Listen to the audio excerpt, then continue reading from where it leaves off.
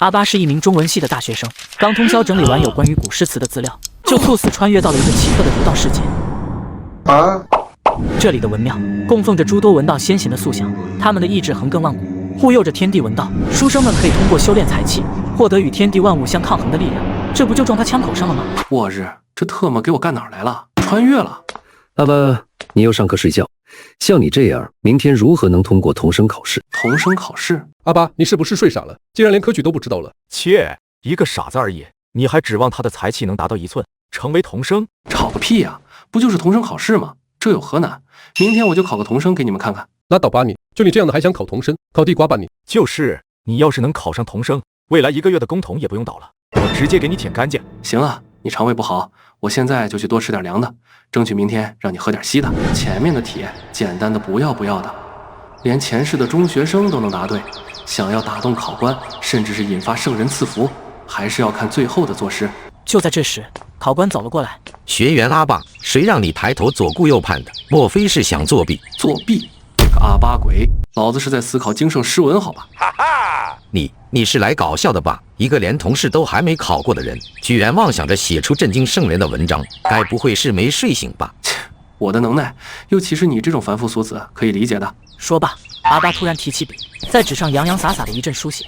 如此无礼的行为，着实把考官气得够呛。小子，不用你在这儿猖狂，我这就面见主考官，让他老人家取消你的考试资格。话音刚落，天空中突然响雨密布，沉闷的雷声响彻天际。考官不敢置信地看着阿巴，这是圣人赐福降临的前兆，这家伙居然真的写出经圣文章了。见到空中如此异象，本次同试的主考官县令黄栋立马激动地跑了过来，连鞋掉了都没来得及捡。怎么回事？是谁引发的异象？县令大人，是他。黄栋顺着手指的方向看去，赫然发现阿巴在纸上写下告天下，大鹏1日同风起，扶摇直上9万里。正当黄栋惊叹阿巴之才时，却愕然发现阿巴突然停笔了，连带着天上的祥云也有退散之意。小友怎么不继续写了？想让我写完？可以啊，让他替我把靴子脱了，我就继续写。听到阿巴的话，所有考生顿时心中一震，纷纷往这边看来。不可能，阿巴因为父母之死沉寂了5年，怎么可能写得出经圣诗文？哼，竟敢在考场对考官不敬，这阿巴引来的恐怕不是圣人赐福，而是圣罚吧。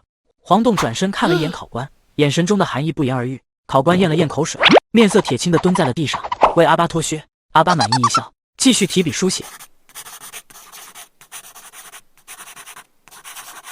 假令风歇时下来，又能驳却苍冥水。时人见我横书调，文与大言皆冷笑。好诗啊！寥寥几笔，就将自己对世俗的蔑视展现得淋漓尽致。哈哈，这小子够狂。你怎么又停下了？阿巴看了一眼旁边的砚台，没墨了，得研墨。你别动，我来研墨，你写你的。看到县令黄栋亲自为阿巴研墨，整个考场瞬间震惊起来。县令研墨，考官脱靴！天哪，这个世界是不是颠了？可恶，难道他真能写得出经圣诗文吗？那我岂不是真的要去舔他的？就在众人心思各异之际，阿巴笔含宝墨，再度写下最后2句诗：至圣犹能为后生，凡夫怎敢轻年少。阿巴落笔的一瞬间，天空中的祥云忽然变暗，雷声大作，一副世界末日般的景象。见此情形，座位上的方明顿时狂笑着跳了起来。哈哈哈，阿巴，我就知道，凭你这个废物，怎么可能做得出经圣诗文？现在你公然在考场上欺辱师长、县令，又口出狂言，挑衅天下人，至圣他老人家怎可容你？就是至圣他老人家只是谦虚，说了句后生可畏，没想到你居然以此做文章，将自己摆在了众生之上的位置，这分明就是欺圣，岂不知圣罚昭昭，专批你这等欺世盗名之徒。在众人的注视下，阿巴缓缓起身，抬头望向那无尽雷光，悠悠开口道：是吗？孔圣敢批小爷吗？就在此时，天空中突然降下一道黑雷，果然是圣罚之雷。阿巴，你就等死吧！正当所有人都以为圣罚之雷的目标会是阿巴的时候，只见黑雷突然一分为2，径直落到了方明和考官的身上，2人口吐鲜血倒地不起，方明更是直接晕了过去。不，我的才气，我的功名全没了。哎，你就知足吧，才气没了，还能重新考取功名累积。你看那边那个考生，直接被圣罚斩断了文道之路，以后永远也无法获得才气了。你之所以没落到这步田地，还是因为你对那名学子有脱靴之功。什么？就因为我给阿巴脱了个靴子，圣法居然能对我网开一面？至圣他老人家是得多宠信这小子啊！话音刚落，就见天空中乌云散尽，露出朵朵祥云。紧接着，一道青色光柱突然从天而降。正落在阿巴身上。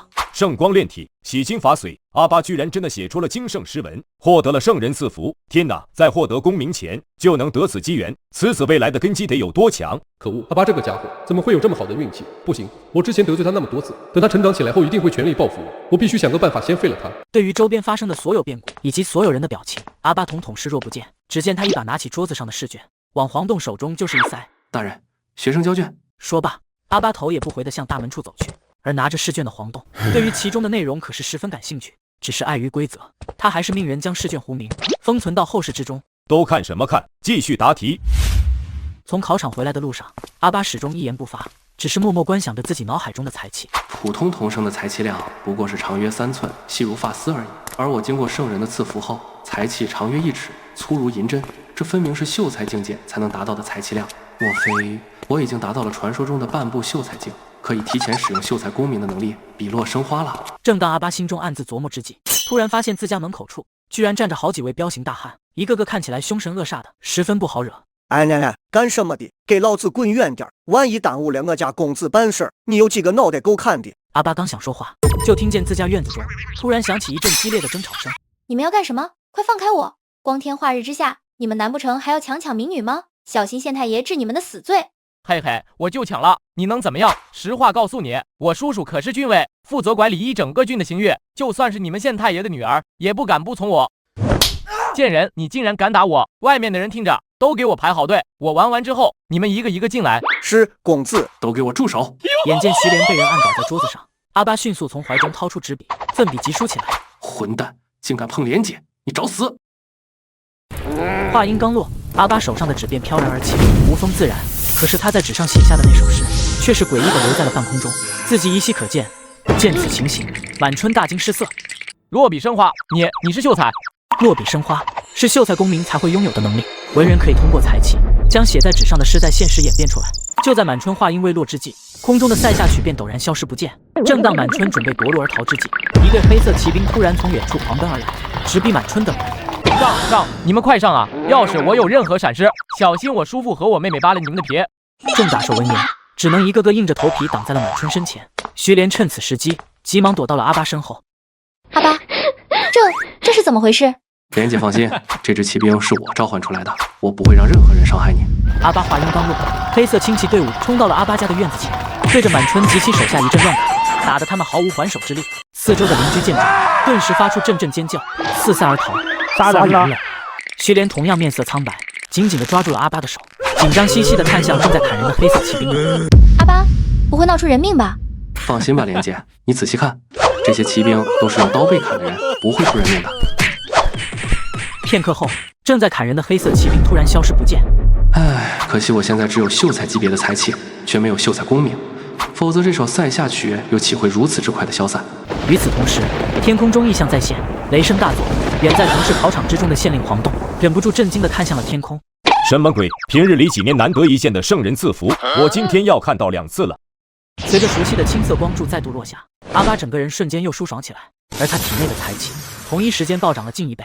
刚刚那就是传说中秀才大人们才能掌握的战诗吗？好厉害！那不是阿巴吗？我记得他今早才刚去参加童试，连个童生功名都还没拿下，怎么可能会掌握笔落生花的能力？难道是有路过的秀才大人看不下去，暗中出手了？阿巴从一旁的地上捡起一把佩刀，刀尖滑地，一步步走向满春。刚刚就是你想欺负莲姐？满春早已被刚刚的黑色骑兵吓破了胆，现在听到阿巴杀气十足的问话，当即被吓得跪倒在地，连连磕头。大人，我知道错了，大人，求您看在我叔叔满军尉的面子上，饶我一命吧。阿巴闻言，目光陡然转冷，一刀竟直搭在了满春的肩膀上。想用郡尉压我？怎么？你觉得我会怕？眼见阿巴竟然连自家叔叔的账都不买，满春顿时慌了，立马磕头如捣蒜。没有，我怎么敢威胁您的大人？求求您把我当成是个屁，放了吧。一旁的徐莲眼见阿巴似有杀人之意，急忙上前抱住了他的胳膊。阿巴，听姐姐话，多一事不如少一事，就饶他们一回吧。都听莲姐的，既然莲姐为你们求情，那这一次就姑且放过你们，滚吧。多谢公子，多谢公子。待众人走后，阿巴急忙转过身来，抓住徐莲一阵上下打量。莲姐，你没事吧？我没事，放心吧。对了，阿巴，刚刚那伙黑色骑兵真的是你召唤出来的？可我记得那不是秀才老爷们才能拥有的实力吗？此事说来话长，咱们回家慢慢说。就在二人准备转身回家之际，一道泼妇骂街的声音瞬间从二人身后响起。怎么，一看到老娘就想走？阿巴回头一看，发现说话之人竟然是自己堂叔家的媳妇，也就是他的堂婶李氏，当即皱起了眉头。堂婶，你这话是什么意思？李氏掐着腰，一边对着阿巴指指点点，一边看向周围的邻居们，一副苦大仇深的模样。各位邻居，给我这个老婆子评评理啊！我家这个远房侄子没有一点自知之明，本就是个傻子，却非要学人家考取功名，弄得现在功名没考上，家里也穷得揭不开锅了。这不前几天非跟我家那口子那儿借走了100斤粟米，天哪，100斤啊！这可让我家怎么活啊？周围人闻言顿时议论纷纷起来。刚刚阿巴不是用出了比落生花的能力，堪比秀才老爷吗？怎么会穷到吃不起饭？我就说嘛，他连童生都还不是，怎么可能会拥有秀才老爷的能力？我看啊，刚刚就是过路的某位秀才老爷看不下去，暗中出手帮了阿巴一把。哎，摊上这样的亲戚真倒霉，100斤米啊，都够我们家吃半年了。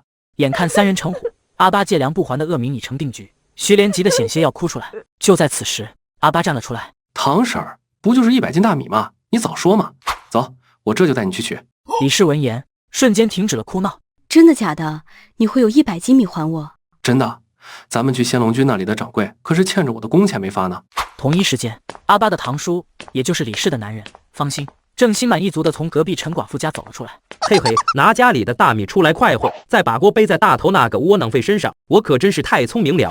一刻钟后，方兴无意间路过官府放榜的地方，没想到一个邻居突然从人群中挤了出来，径直跑到方兴面前，激动地和他握手。恭喜你啊，方兴！你家那个叫阿巴的侄子，这次不仅考上童生，而且还考上了按手呢。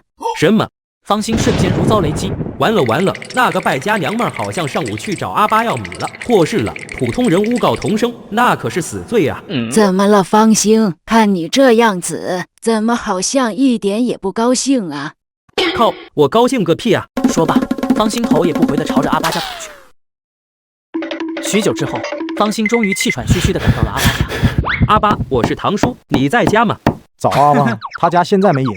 方兴闻言，瞬间松了一口气。不在好，看来那个虎婆娘是扑了个空，回家了。你要是着急找阿巴的话，可以去仙龙居。刚刚有个泼妇来找阿巴要米粮，阿巴带他往那边去了。什么？哎呦，我的活祖宗喂！方兴无奈，只能努力拖着2条如同灌铅的双腿，再度朝着仙龙居奔去。与此同时，仙龙居对面的明凤楼中，郡尉满园正带着刚过继到自己膝下的女儿满清钱，宴请着准亲家与准女婿。好，方兄，那就这么定了。下个月初吧，我就等着仲永来迎娶我家寻儿了。仲永与清寻，那是郎才女貌，天作之合，我方家能得此儿媳，有福啊！酒宴过半，方家父子告罪如厕去了。满清钱趁此时机冷着一张脸起身要走，没想到却被满园叫住。寻儿，你去哪？屋里烦闷，出去透透气。寻儿，不要总是冷着你那张脸。方画方仲永可是远近闻名的天才，嫁给他不委屈你。你能强行过继我来当你的女儿，能强行逼我嫁人联姻，难道还要强行让我笑出来吗？父亲大人。闻言，满园缓缓走到满清钱身边，掐着他的下巴。寻儿，为父希望你能搞清楚一件事，我安排在你哥哥身边的那群人，既能保护他，也能杀了他。满清钱闻言，眼中不由得闪过一抹绝望之色，直到浑浑噩噩地走到店门口时，一阵激烈的吵闹声才终于让他回过神来。哪里来的泥腿子，还不赶紧给我滚出去！此时此刻，仙龙居中，众多文人雅客正在推杯换盏，一个个诗兴盎然。阿巴带着徐连、李氏来到仙龙居外，抬腿就往里进，没想到直接遭到了店小二的阻拦。站住，阿巴，你也不看看自己是个什么货色，仙龙居你也敢闯？眼看小二手中的扫把就要挥舞到自己脸上，阿巴毫不客气的一记高抬腿，43码的大脚硬生生停在了小二面前1厘米处，带起的狂风不仅吹得小二睁不开眼，更是刮掉了他脑袋上的帽子，露出了2根摇摇欲坠的头发。哟，小伙子，发型不错嘛，书中分方便的很。你，小二正要发怒，突然发现周围人正不断对着自己的脑袋指指点点，甚至不时发出笑声，当即羞红了脸，跑去找帽子去了。阿巴，你什么时候会武功了？莲姐，这可不是武功，而是……阿巴犹豫了一下，不知道该如何向徐莲解释自己今天接连2次被圣人赐福，身体素质已远胜普通武者的事情。就在此时，仙龙居的掌柜的走了出来，拦住了几人。哟，这不是在我这儿当过杂工的阿巴吗？呵，这不是克扣我工钱的刘掌柜吗？听到克扣工钱4个字，刘掌柜瞬间色变，语气低沉：“阿八，我劝你别在这儿没事找事儿，也不掂量掂量今天是什么日子。”知道啊，不就是同事放榜、县太爷办文会的日子吗？知道你还敢来仙龙居闹事儿，小心得罪了楼上的儒生老爷们，打你个半死。你说巧不巧？我是本次同事的暗手，就是来参加本次文会的。就你！刘掌柜忍不住发出一阵大笑，笑声中讥讽的意味丝毫不加掩饰。你一个无父无母的穷小子，靠童养媳做女工才能勉强活下来，拿什么来读书啊？还暗手，真是笑死我了。就是，你要是能考上暗手，还能欠我家那么多米粮，笑话。就连一旁的徐莲也忍不住扯了扯阿八的衣袖，低声发出提醒：“阿八，我们还没去看过榜呢。”阿八微笑着拍了拍徐莲的手，示意他放心。没想到就在此时，楼上突然扔下来一个酒坛子，正砸在阿八几人的中间，飞溅起的碎片差点就崩到了徐莲的脸上。阿八急忙用衣袖为徐莲挡下碎片，随后一脸冰冷地看向楼上的窗户：“吵什么吵？打扰了本秀才的诗兴，一首诗让你们统统灰飞烟灭。”刘掌柜抬头看到说话之人竟然是何秀才，立马换上一副讨好的嘴脸：“原来是何老爷，您放心，我立马就把这个堵门的小乞丐给赶走。”刘掌柜说罢，直接对着身后一招手，4个伙计直接提着棍棒跑了出来。“小子，得罪了秀才老爷，今日我便是打死你，到了衙门我也无罪，给我上！”住手！刘掌柜闻声看去，发现呼喝声竟然来自于本县县令黄栋，立马跪倒在地：“县令大人，您来了！你们在干什么？”眼见刘掌柜浑身战栗，不敢应话，李氏的心思立马动了起来。阿八这家伙怎么看也不像是能拿出100斤米粮的样子，还不如用他来讨好刘掌柜，未来说不定能在仙龙居某个差事。一念至此，李氏连忙跑到黄栋面前，扑通一下跪了下来：“县令大人，事情是这样，这个阿八欠我家100斤米粮不还，我今日各种哀求讨要，他才勉强答应我还钱。但我万万没想到，阿八竟敢强闯仙龙居的大门，这简直是不把您放在眼里啊！”刘掌柜闻言，立马如小鸡啄米般连连点头，随后又对李氏投去感激的眼神：“你确定阿八欠你家米粮？”“当然。”“没有，一斤都没有。”就在此时，跑得上气不接下气的方兴终于姗姗来迟，一个滑跪就来到了黄栋和阿八面前。一旁的李氏听到方兴竟敢拆自己的台，当即大怒：“方兴，都什么时候了，你还在替你那个侄子遮掩？大人，民妇所言句句属实，若有一句假话，愿满门抄。”方兴情急之下，一巴掌制止了李氏接下来的话：“你个蠢妇，别当着县令大人的面乱说阿八童生的坏话。”李氏捂着火辣辣的左脸，却并没有第一时间进行还手，而是一脸不可置信地看向方兴：“你说什么？阿八真的是童生？”“不仅是童生，他还是本届同事的暗手。”得到肯定的回答后，李氏当即脸色苍白地瘫软在地，但是紧接着他好似想起了什么，连忙对着黄栋一阵磕头：“县令大人，就算阿八是童生，可是欠我家米粮也是真事儿啊，您不能偏私他吧？”“你别说了，家里那些米是我拿去送给陈寡妇了，阿八什么都不知道。”“什么？好你个挨千刀的，你果然和那个骚货有一腿，咱们家要被你害死了！”李氏扑到方兴身上一顿厮打，黄栋不耐烦地挥了挥手，让差役把他们两个拉开。“阿八，你想如何处置他们？”阿八不屑地瞥了二人一眼，随后立马抬起了头，好似多看他们一眼都会恶心一样。“县令大人，烦请您公事公办吧。”方兴与李氏闻言大惊，刚想向阿八求情，就见黄栋猛然一摆手：“来人，把他们带回大牢，即日流放岭南。”“是。”另一边，眼见阿八看向自己，刘掌柜顿时满头大汗地跪在了地上，磕头如捣蒜：“阿八老爷，是小人有眼无珠，求您放小人一马，求您了。”说罢，刘掌柜抬起手，对着自己的胖脸就是一阵狂扇。不料就在此时，阿八突然对着他意味深长的一笑：“刘掌柜，扇耳光多没意思啊，要不我给你做首诗，如何？”阿八说罢，也不等刘掌柜开口同意，便自顾自地念起诗来：“永贞，百炼千锤一根针，一颠一倒步上行，眼睛长在屁股上，只认衣冠不认人。”话音一落，全场当即发出一阵爆笑。眼睛长在屁股上，只认衣冠不认人，哈哈，不愧是暗手，连骂人都这么绝。这位刘掌柜可是惨了，这首诗名传后世的同时，定会将他一同钉在耻辱柱上。此子行事不似普通儒家学子那般和善，杀伐果决，恩怨分明，是个好苗子。加上其一身才华，假以时日，必然不是池中之物。与此同时，对面看热闹的满清群也暂时忘却了烦心事，忍不住好奇打量起阿八。此诗的用词虽不华丽，甚至还有些粗俗，但却很好的借用寻常之物，隐喻了那些势利之人。这位童生暗手确实有趣。另一边，刘掌柜此刻已是大汗淋漓，即便不是一个读书人，他也非常清楚阿巴这手势传世之后，一定会让自己遗臭万年。惊惧交加之下，刘掌柜终于承受不住打击，当场晕了过去。来人，把他抬下去。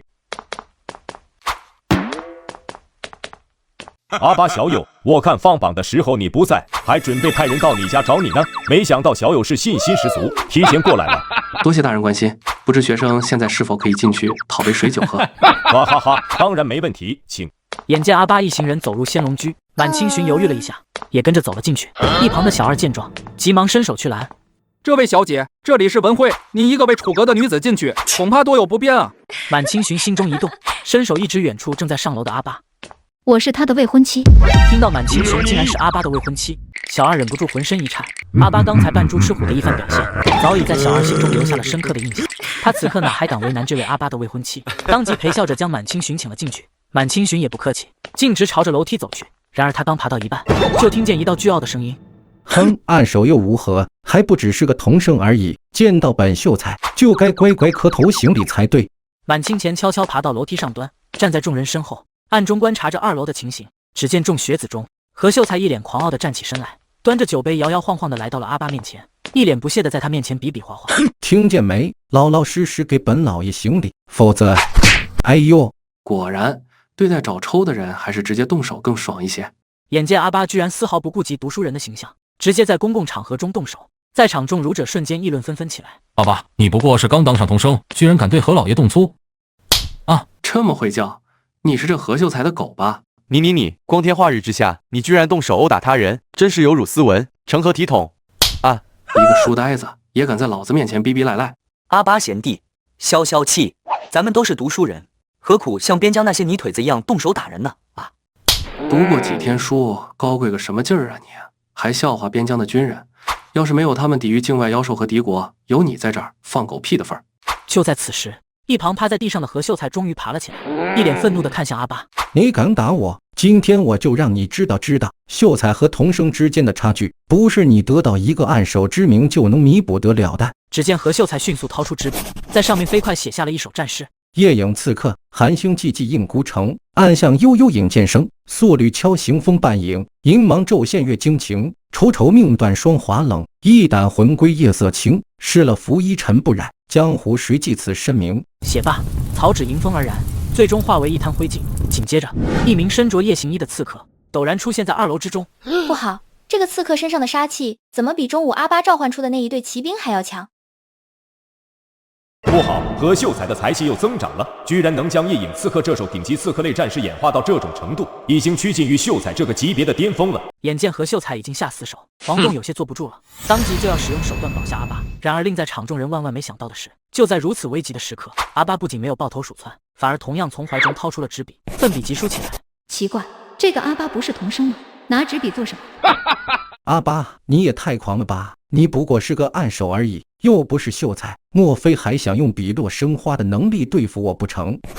井底之蛙，你懂个屁！说罢，阿巴笔停，手中纸无风自燃，在空中留下一首五言律诗：侠客行，10步杀一人，千里不留行，事了拂衣去，深藏功与名。待灰烬散去，一名头戴斗笠，让人看不清面目的剑客突然出现在2楼之中。什么？阿巴不过是一个童生而已，怎么可能用得出秀才老爷们才能用出的笔落生花能力？我想起来了，上午童生考试的时候，考场中有人引动了圣人字符，该不会就是阿巴吧？怎么可能？阿巴是刚考的童生公名，也就是说童生考试时他还只是个普通人。难道你们不知道历史上一共有几个人能在普通人时期就引动出异象吗？4大亚圣，历史上只有4大亚圣做到了这一点，阿巴他不可能做得到。哼，一群目光短浅之辈，自己做不到就认为别人也做不到吗？告诉你们，在考场中获得圣人赐福的正是阿巴小友，相信他此刻虽然只有童生功名，但其体内的才气一定不次于在场的许多秀才，达到了半步秀才境。黄栋的话令在场的一众儒生瞬间鸦雀无声，而楼梯上的满清前闻言顿时瞪大了震惊的双眸，紧接着便沉思起来。完成只有4大亚圣才能完成的壮举，岂不是说这个阿巴未来的文道之路极有可能会达到亚圣的程度？若是能提前在此人身上布局，说不定我就有机会摆脱满员的控制了。然而即便是黄栋亲自出面为阿巴战场，何秀才依旧是不依不饶。哼，就算是半步秀才境又怎么样？今天我就让你见识见识半步秀才境和秀才境界之间的差距。何秀才说罢，右手食指一点，身前的黑衣刺客立马挺起手中短剑，向着阿巴冲去。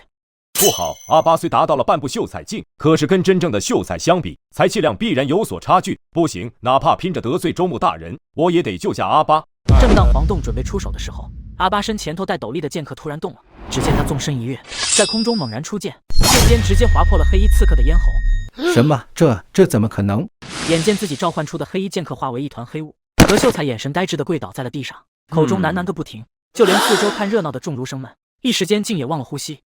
快加我一下，我是不是出现幻觉了？不，绝对不是幻觉。阿巴这个半步秀才境，竟然真的击败了何秀才。天哪！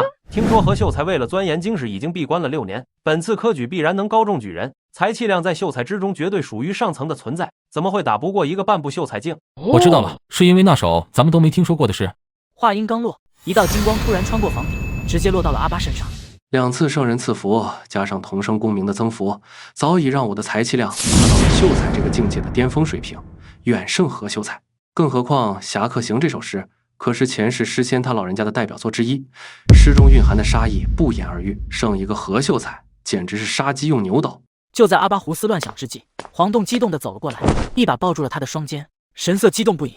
太好了，太好了！这还是第一次有人做出了能引动圣人赐福的刺客诗，而且还是字数更少的5言律。从此之后，天下儒者的自保能力将提升一大截。说罢，黄洞突然一个后撤步，神色郑重地对阿巴行了个抱拳礼。在下黄洞，谢过阿巴拜师。紧接着，周围的儒者同样神色恭敬地对着阿巴躬身一拜，谢过阿巴拜师。见到周围的儒者突然一改之前种种态度，对阿巴恭敬行礼，徐连为阿巴感到骄傲的同时，又忍不住疑惑起来。阿巴，拜师是什么？所谓拜师，就是有些人创作出了一首名传天下的诗词，可以更好地帮助天下儒生去战斗、修炼、疗伤等等。天下儒生获得了他的恩惠，就要尊他为拜师。徐连恍然大悟，然而紧接着他又突然想起中午阿巴召唤出的那队黑色骑兵，那杀气十足的模样，好像并不输刚刚阿巴召唤出的那名剑客。那今天中午你写的那首《塞下曲》，是不是不输你刚刚写的这首《侠客行》啊？说者无心，听者有意。一旁的黄洞闻言，立马再度激动起来。中午我在恭请圣才批阅试卷的时候，就看到城中又有圣人赐福降临，莫非就是因为这首《塞下曲》？阿巴淡定点了点头，可是一旁丢尽脸面的何秀才却不干了。你说是就是啊，我还说是我写的呢。只见斗笠剑客的长剑突然横在了何秀才的脖子上，吓得何秀才直接跪倒在地，屎尿俱下，看得周围人嫌弃不已。来人，把何秀才送回家休息。阿巴，可否让本官见识一下你那首塞下曲啊？放心，本官绝不会让你吃亏。刚刚那首侠客行，我可以代表朝廷奖励你3进的院子1座，白银1000两，奴仆4名。另外，我会将你今日的功绩如数上报，为你争取奖励。阿巴本就不打算藏着掖着，现在听到黄洞还要为自己争取奖励，哪有不答应的道理？那就多谢县令大人了，您记一下。阿巴当场将《塞下曲》全诗念了出来。念完之后，在场众人无不为之惊叹，黄洞更是激动的痛哭流涕。好诗，好诗啊！不行，我得亲自试一下。来人啊，去将楼下进阶。是。待楼下大街上空无一人后，黄洞果断催动才气，口中大声朗诵出《塞下曲》。阿巴，黄大人这是在做什么？莲姐，黄大人这是在使用举人老爷才能使用的能力，口若悬河，能够省却书写步骤，比笔落生花更快催动战诗。徐连点了点头，继而微笑着看向阿巴。我家阿巴这么厉害，相信用不了多久，你也会考上举人，拥有口若悬河的能力的。口若悬河？我现在好像未必施展不出来啊。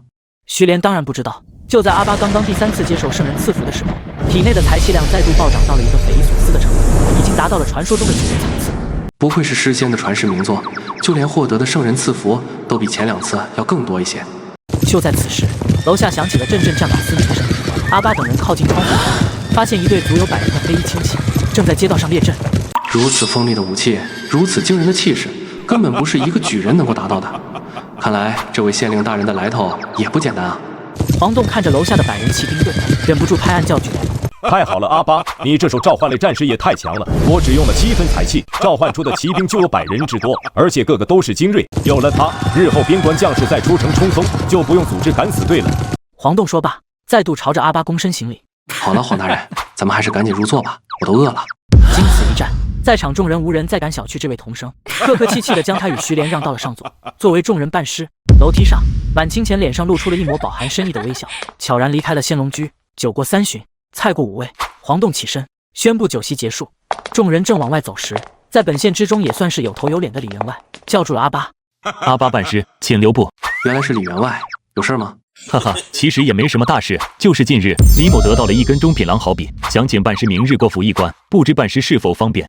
众人一听，暗骂李员外是个老狐狸，这家伙分明是看阿巴潜力无穷，想要提前与对方交好。阿巴办师，这几天不知您是否有空，我请您一起到勾栏听曲，如何？阿巴拜师要想增强笔落生花的威力，光有好笔可不行，还得有好纸。恰好我家就是做纸张的，不知您可否赏光，到寒舍一叙啊？办师，来我这儿，我这儿有，我这儿有。与此同时，在楼上听到楼下吵闹声的满园，忍不住皱起了眉头。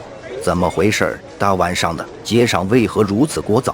算起来，今天是三河县同事的日子。每年的这个时候，黄县令都会亲自在仙龙居中设宴，邀请本届排名前10的童生以及县中名儒举行文会，吵闹一些也不奇怪。然而就在此时，方化却犹豫着站了起来。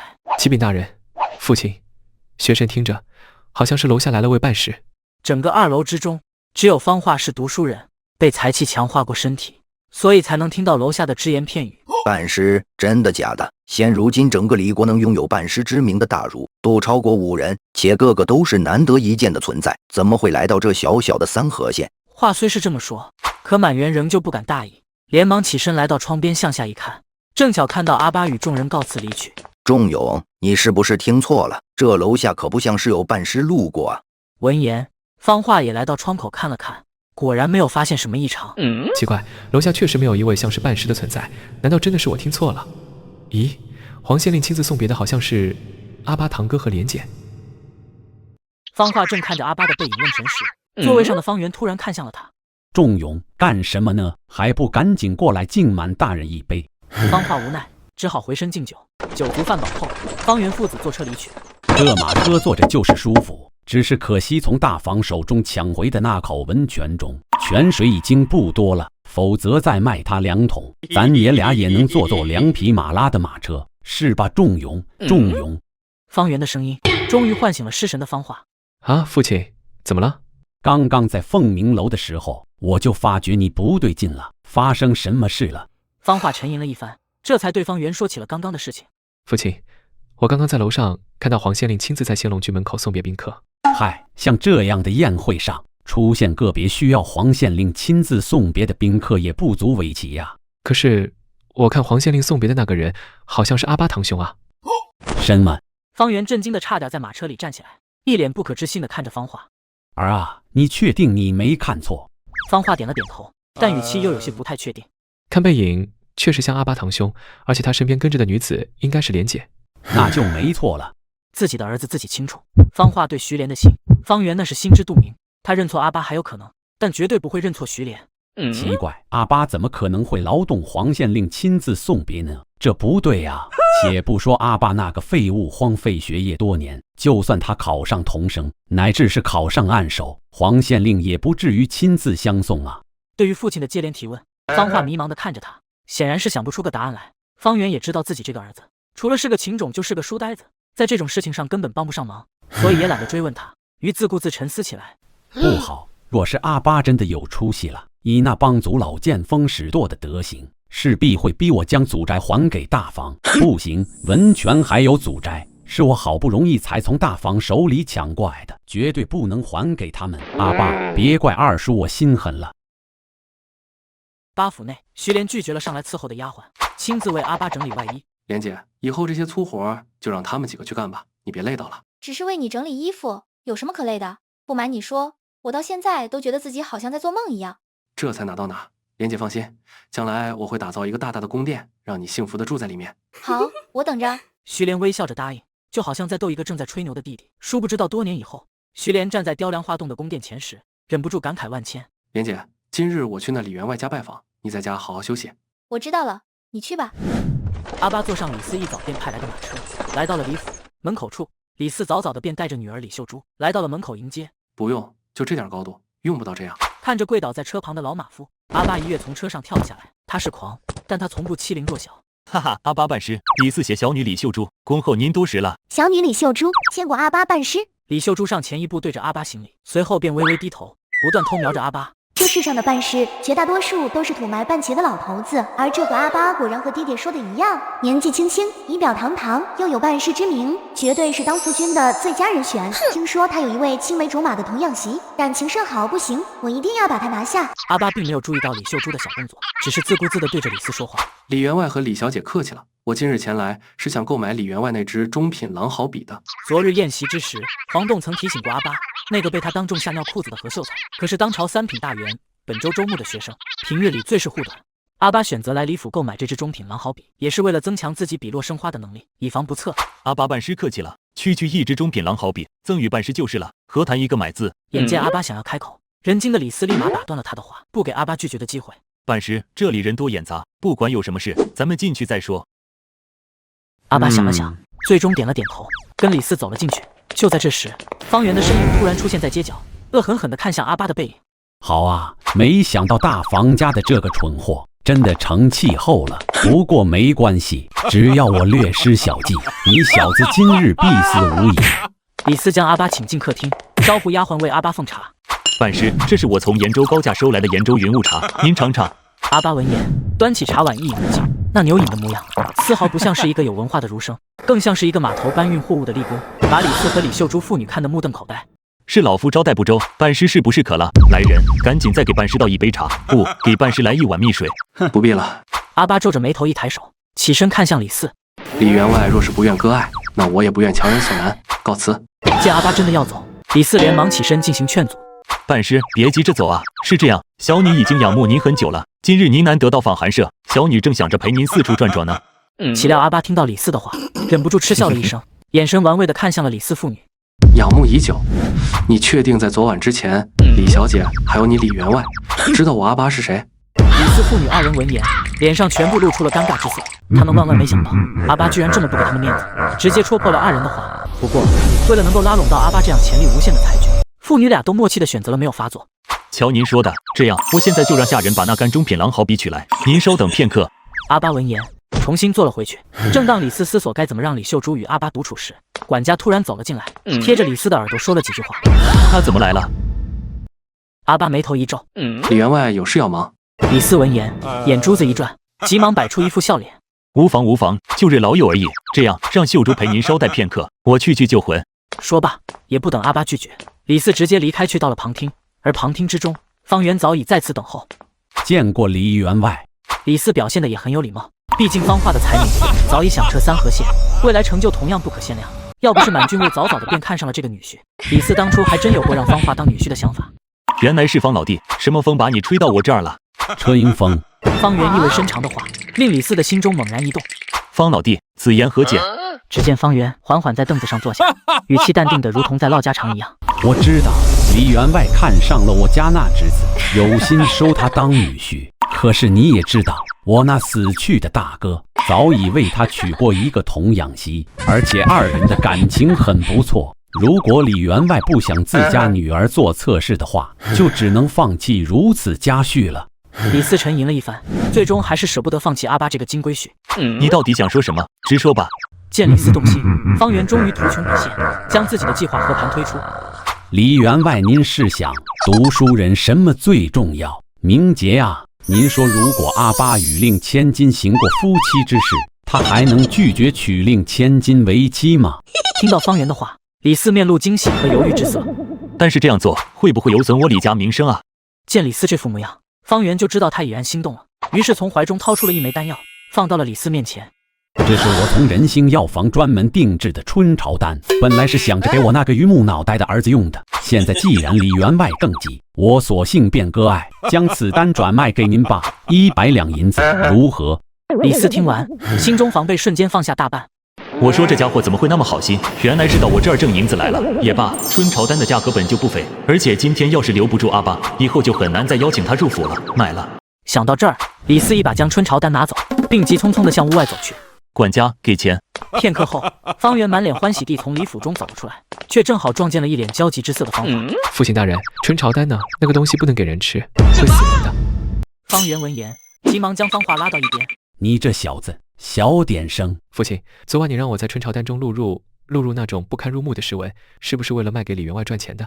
方圆对此毫不遮掩，直接点头答应了下来。见此情形，方画不由得更着急了。哎呀爹，那春潮丹的药效本来就强，加上孩儿提的那种事，就算是举人老爷服下，也得欲火焚身，爆体而亡。你把这药卖给李员外，咱家会吃人命官司的。方圆闻言微微一笑，放心吧，关于这枚丹药的事情，我已经和李员外说清楚了。他之所以买这枚丹药，也是为了送给上头的某位贵人。至于那位贵人能不能承受得住，那就不是你我父子操心的事了。方画闻言，总算放下心来。的确，那枚春潮丹的药效属实不一般，可是这世上总会有大能够承受住这样的药效啊。另一边，李四回到客厅门口，发现阿巴正在测试中品蓝好笔的威力。李秀珠在一旁连连惊叹，抓住一切机会想要靠近阿巴，却被阿巴频频躲开。看到这样的场景，李四终于心下一横，将春潮丹放进了一个特制酒壶之中。看来要是不使用点特殊手段，阿巴注定是不可能成为我李家的女婿了。管家，阴阳壶知道该怎么做吧？放心，老爷，小人明白。阳壶倒出来的酒给您，阴壶倒出来的酒。李四满意的拍了拍管家的肩膀，继而向客厅走去。如何啊，半师？这干囊好笔可还合你心意？刚体会过狼好笔威力的阿巴，立马赞不绝口的夸赞起这支笔。好笔，真是好笔！不知道李员外愿意以多少两银子的价格售卖此笔？李四眼珠子一转，当即用手比量出了一个8字。800两纹银，如何？这个要价是李四反复斟酌后得到的数字。阿巴听到这个价格后，果然眉头舒展。好，那就800两。见阿巴欣然答应，李四立马打蛇随棍上，趁机让管家将酒端了上来。那阿巴办事，祝我们合作愉快，合作愉快。阿巴心情大好，此刻也没有多想，端起管家递给自己的酒杯便一饮而尽。好酒量！眼见阿巴满饮杯中酒，李四瞬间兴奋起来，示意管家再给自己和阿巴各满上一杯酒。阿巴办事，咱们先满饮3杯，然后再入席畅饮，如何？饭我就不吃了，这酒我就与员外痛饮3杯。阿巴清楚这支狼好笔的价值，800两银子，绝对是一个最低价。阿巴确实得承李四一个人情，只是3杯酒下肚后，阿巴瞬间浑身燥热，整个人天旋地转起来。这是怎么回事？眼见要笑起了作用，李四连忙以目示意李秀珠。半师喝醉了，秀珠还不服半师到卧房休息。李秀珠瞬间会意，搀起阿巴的胳膊就往卧房走。阿巴半师，你喝醉了，来，我扶你回房间休息。就在阿巴被强行架出客厅的时候，阿巴体内被圣人赐予的财气突然绽放出耀眼的光芒，令阿巴的神识突然清明了不少。起开！阿巴一把推开旁边的李秀珠，然后纵身一跃，跳入了院内的水缸中。许久之后，水缸突然炸裂，阿巴面色赤红地站在院中，仿佛一只熟透的大虾一般。爹，这是怎么回事？完全不一样了呢。殊不知李四此刻也傻了眼。不对啊，阿巴好赖是个童生，怎么可能对春潮丹的药效反应这么大？难道这枚春潮丹有问题？就在此时，一名家丁慌慌张张地跑了过来。不好了，老爷，黄县令来了，点名来找阿巴公子的。是吗？完了！黄县令极为看重阿巴，更是对他在岳母的府事寄予厚望。这要是被他知道阿巴在这儿出了事，那就完了。去，赶紧和我到门口去迎接黄县令。李四匆匆忙忙地跑过来，看见黄栋就站在大门口处，赶忙小跑着上前。李四见过，哎呦！李四这一慌神儿，不小心绊在了台阶上，直接跪倒在了黄栋面前。李兄，这么着急做什么？快起来！黄栋亲手将李四扶起，随后对着一脸尴尬之色的李四打趣起来。李兄行如此大礼，本县可承受不起啊！李四尴尬一笑，随后急忙岔开了话题。黄县令说笑了，您今日光临寒舍，不知道有何指教啊？黄栋闻言，满不在乎地摆了摆手。指教不敢当，这不是吗？听说阿巴办师在你家中做客，我特来寻他聊一聊府事的事情，怎么样？我方便进去吗？李四在一边急得汗都要下来了，眼神不住地偷瞄着后院。阿巴办师他现在不太方便。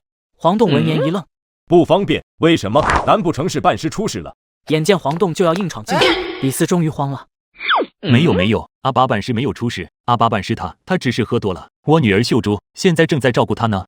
喝多了。正当黄栋对李四的话充满怀疑的时候，一道惨叫声突然从后院传来。不好，是阿巴办师的声音。黄栋顾不得礼仪，当即朝着李府后院跃去。刚进入后院，他就看见浑身赤红如熟虾的阿巴正拿着一支狼毫笔在纸上疯狂书写，而李秀珠与管家、侍女等人早已被这恐怖的一幕吓得躲进了客厅门后。阿巴办师，你……黄栋被阿巴的样子吓了一跳，刚要上前帮忙，就见阿巴突然伸出一只手，瞪着猩红的双眼制止了他。没事，我自己来。紧接着，黄栋就看见阿巴在纸上洋洋洒洒写下了一篇静心诀：心若冰清，天塌不惊，万变由定，神怡气静，尘垢不沾，俗相不染，至性至善，大道天成。这是静心诗。黄栋整个人都傻了。整个儒道世界中，每年因为钻研经典而发疯的儒生，没有10万也有8万。可是关于静心一类的文章，却只有寥寥数篇，且大多都只能应用在低层次的儒生身上。而阿巴的这篇静心诀，黄栋一眼就看出了不凡。此文超凡脱俗，隐隐有得道之感，莫非又是一篇能引起圣人赐福的经世奇文？果然，黄栋的话音刚落，天空中瞬间彩云密布，雷声作响，声势甚至比前几次阿巴引发的圣人赐福异象还要强。随着青色光柱倾泻而下，阿巴身上那诡异的红色开始缓缓褪去，甚至就连皮肤上一些烧裂的疮口也开始逐渐恢复起来。2天之内得到4次圣人赐福，后世有没有来者不知道，但是在历史上，阿巴绝对是前无古人的存在。随着青光散尽，阿巴的脸色终于恢复了平常。只见他缓缓转身，手持狼毫笔，一脸冷漠地看向李秀珠等人，吓得众人连连后退。阿巴，你怎么样？没事吧？阿巴摇了摇头，放心吧，黄大人，我没事。还好我前世背过全篇的静心诀，否则今日恐怕凶多吉少了。紧接着，阿巴用凌厉的目光看向了黄栋身后正在打着哆嗦的李四。但是有的人现在要有事儿了。感受到阿巴语气中的杀意，李四扑通一声跪在了地上，连连磕头求饶：“饶命，饶命啊，半师！”李四虽然有功名在身，大小是个童生，然而人类所有国度早已有过约定，严令禁止国民伤害任何一个人类半师，因为每一位半师的作品都对人族做出过巨大贡献。李四如果坐实了谋害阿巴的罪名，那等待他的只有满门抄斩一途。说为什么要用毒药害我？黄栋闻言，震惊地看向李四。李四，你好大的胆子，竟敢谋害半师！李四吓得连连叩首。冤枉，冤枉！小人原本只是想促成半师与小女的婚事，没想到这枚春潮丹居然药效如此之强。阿巴闻言，当即冷笑着打断了他的话。你没想到那枚春潮丹之中明显被灌注了文道之力，而且施术者的水平至少在秀才功名的巅峰，所以才会药效如此之强，甚至可以令举人功名的儒生都承受不住药力，爆体而亡。你说你不知道？就是如此药效的春潮丹，价格必然不菲，你怎么可能是无心之过？阿巴与黄栋的话令李四仿佛抓到了救命稻草一般，急忙叙述起刚刚发生的事情。是方圆，今天上午阿巴半师来访时，事情就是这样，请半师与县令大人明鉴啊。原来是他，我那位好二叔，你终于出手了。方圆可是那位神童方法方仲永的父亲？对，就是他，也是他撺掇我给阿巴半师下药，好让阿巴半师在事后顾虑到名声，没法拒绝与小女的婚事。黄栋闻言，诧异地看向阿巴。本县没记错的话，他应该是阿巴半师的亲叔父吧？阿巴不由得发出一声冷笑。亲叔父那可太亲了，在我父母去世的第2天，我这位亲二叔便借着他儿子的神童之名，联合诸多族老逼我交出祖宅和田产，把我撵到城中的破败木屋去居住。要不是莲姐一直不离不弃的照顾我，现在我的坟头草都快3尺高了吧？听到阿巴说起自家性命，黄栋的眉头也不由得皱了起来。你这么一说，我也想起来了。方圆之子方化在秀才功名中浸淫多年，才气量早已达到了秀才巅峰状态，距离举人功名只差一场考试了。那道灌注在丹药里的财气，很有可能就是他的。只是丹药已被我服下，内里蕴藏的财气已散，算不得证据，是吗？阿巴冷笑一声，显然是已经想到了这个结果。而且我没猜错的话，即便是李四当堂指认方圆售卖给他特制的春潮丹，方圆也会一推625，绝不会承认暗害我之事，因为你们之间的交流全是口头交流，算不得证据。李四闻言，脸色瞬间煞白。难道我李家今日注定要覆灭了吗？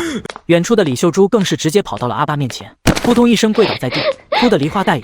半师，我爹一时被贼人蛊惑，一时被猪油蒙了心，求求您饶过我父亲，饶过李家吧！小女子愿为奴为婢，终身侍奉您。李秀珠虽称不上天香国色，但此刻在眼泪的衬托下，却也显得楚楚可怜，惹人心动。黄栋担忧阿巴年轻重色，会留下心机如此深沉的女子在身边，未来成为隐患，还想提醒阿巴，没想到阿巴直接飞起一脚，将李秀珠给踢了出去。你们李家是被方圆设计了，可要不是你们有心害我，方圆又如何会得逞？县令大人，还请您对李家一律惩处。好啊！不要啊，半师！只见李四一步一步跪到阿巴面前，声泪俱下。半师，求您饶我一命，您放心，我一定会想尽办法坐实方圆的罪过。不需要。阿巴语气冰冷，仿佛带着森寒杀机。待到腐蚀结束，我自有办法坐实方圆的罪。数日后，腐蚀如约而至。阿巴坐在案几上，笔走龙蛇舞动个不停。黄栋与本次腐蚀的主考官赵青岩并肩而立，低声聊个不停。那个毫无作相、神色浪荡之人，就是皇兄你说的那位天才。听出赵青岩语气中的不屑之意，黄栋微微一笑。 2天之内引动4次圣人赐福，难道算不得天才？有才能又如何？圣人重礼，像这样站没站相、坐没坐相的学子，就连参加考试的衣服都是粗布麻衣，与田间老农一般，毫无儒者风范。圣人固然会一时惜才，又岂会始终关照？黄栋闻言，无奈的暗自摇头，自己这位昔日同窗哪都好，就是出身名门，喜欢华丽服饰，注重外在仪表。轻言贤弟，外表楚楚，不代表其心昭昭。阿巴他虽然不修边幅，可他既然能获得圣卷，成为半师，就说明他胸中才情绝对是上上之选，贤弟万不可懈怠。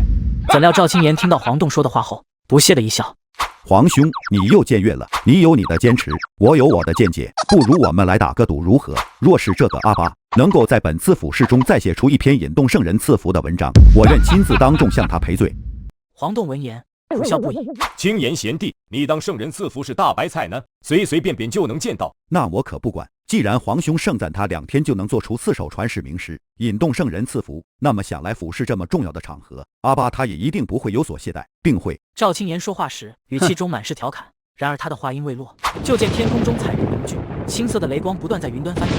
哈哈，圣人赐福，真的是圣人赐福，这也太不可思议了吧！二人在众多考官、考生震惊的眼神中，飞快来到了阿巴身边，看向他考卷上写的诗：“关义麦，田家少闲月，五月人备忙，夜来南风起。小麦覆陇黄，复孤鹤丹石，同治斜湖江，相随响田去，丁壮在南冈，足蒸属土气，背着炎天光，历尽不知热，但惜夏日长。复有贫妇人，抱子在其旁，右手秉1岁，左臂悬臂筐，听其相顾言，闻者未悲伤，家田疏水尽，使子充其长。今我何功德，曾不是农桑，历6 300担，虽燕有余粮，念此思自愧，今日不能忘。好诗，好诗啊！此诗虽非战诗，也没有其他特殊能力，可其中劝人节俭、为官清廉的谆谆教诲之意，却是韵味悠长，令人轻言贤弟，你脱衣服做什么？今我何功德，曾不是农桑。是啊，我每日不过是潜心钻研学问而已，又不曾对世人有多大贡献，有何面目穿着这锦衣华服，日日在人前显贵呢？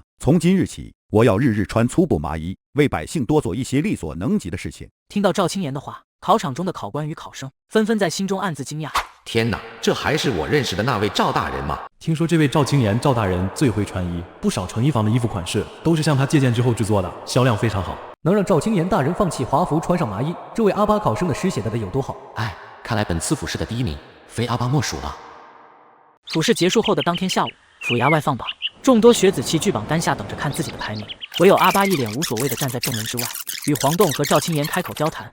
阿巴办事，你不去看看你的排名？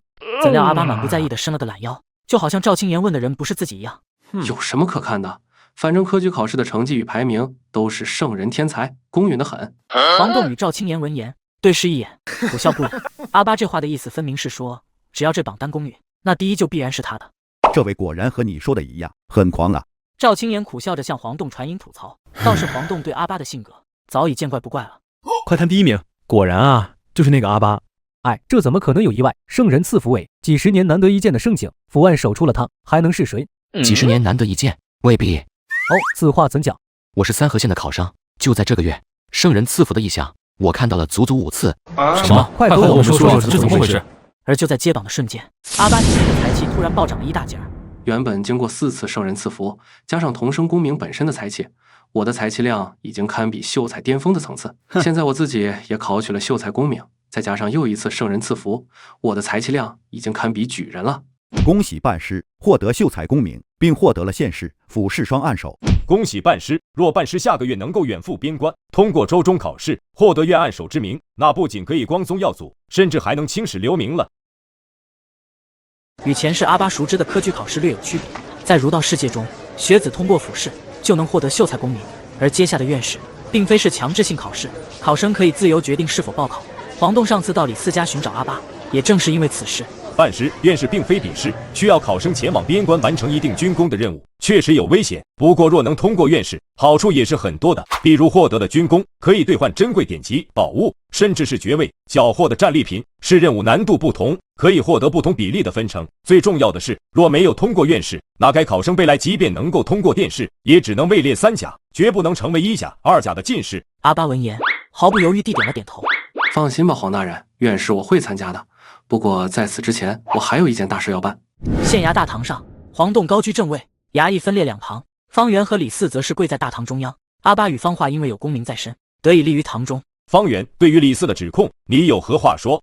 而一旁的方圆早在得知阿巴没死时，就猜到了今日会发生的事情，所以丝毫不慌。大人，在下还是那句话，对于春潮丹的事情，在下早就已经将其药效以及可能产生的后果告知了李四。至于李四说我要谋害阿巴一事，那绝对是无稽之谈。阿巴是我的亲侄子，我怎么可能会害他？还请大人让李四出示铁证，否则在下万死不敢认罪。听到方圆的话，黄栋忍不住皱起眉头，看向了阿巴。对于方圆死不认账的行为，他们早有预料，只是黄栋不理解阿巴为什么一定要坚持打这场官司。阿巴没有理会黄栋的眼神，而是看向了自己的堂弟方化。仲永，你确定你父亲说的话都是实话吗？眼见方化有所动摇，方圆面色一沉，低声呵斥：仲永，别忘了临行前我叮嘱你的话，在大人面前一定要实话实说。